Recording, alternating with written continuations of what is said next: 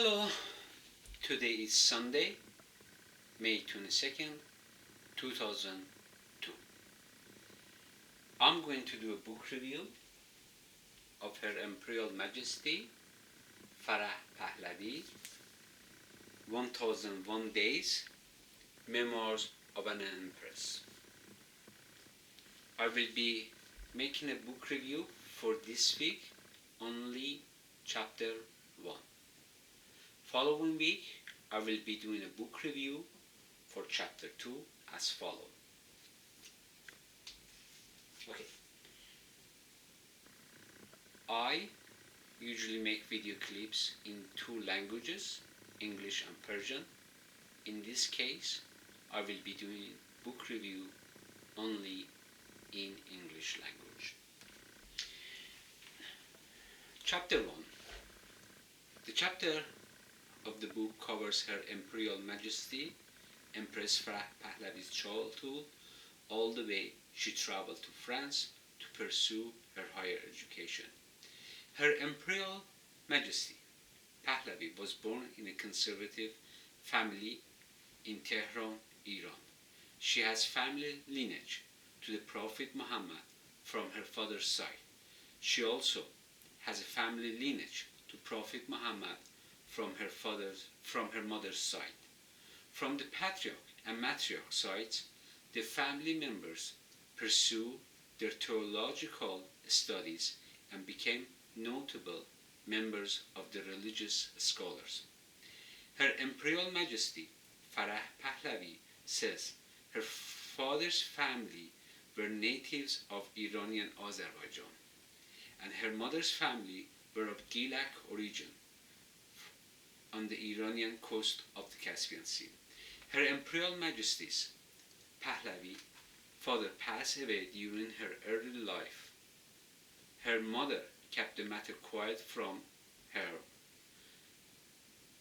Her Imperial Majesty Pahlavi engaged her mother several times to discover where her father was. However, her mother could not explain that to her whereabout her father was. So she had some idea that her father passed away.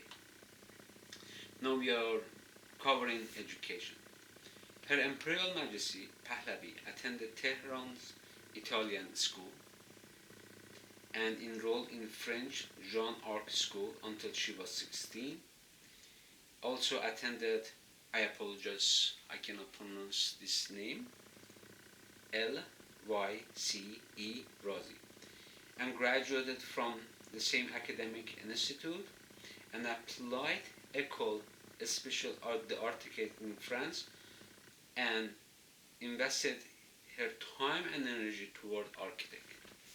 Okay, people who influence her. Her Imperial Majesty's grandfather from her father's side was an amateur Iranian art collector in Tiflis who studied in a Russian museum. Pahlavi's father was a gifted caricature and she inherited her father's talent. Association. One of the associations you will see a lot with Her Imperial Majesty is a scout, and that made me think why is she so eager about it, is because these people who take part in a scout, they play key role in their communities, and that's why you will see Her Imperial Majesty wearing scout clothes and taking part. The climate of anarchy. This is the part comes in Iran. If politics means managing conflict, this is my part, I'm saying it. 1950 of Iranian politics was all about managing conflict. Her Imperial Majesty Pahlavi bring to the attention that in the 50s, Iran is moving away from Reza Shah the Great and Mohammad Reza Shah Pahlavi's vision of Greater Iran by building Iran's infrastructure. On February 4, 1949, Mohammad Reza Shah Pahlavi attended an annual ceremony to commemorate the founding of the University of Tehran. Fakhr Ari fired several times at the king at the ceremony within 3 meters. Bullets did not cause serious bodily harm to His Imperial Majesty. In the 50s, Reza Shah the Great's body returned to Iran to rest in peace in Iran. It was a somber occasion for many patriotic Iranians.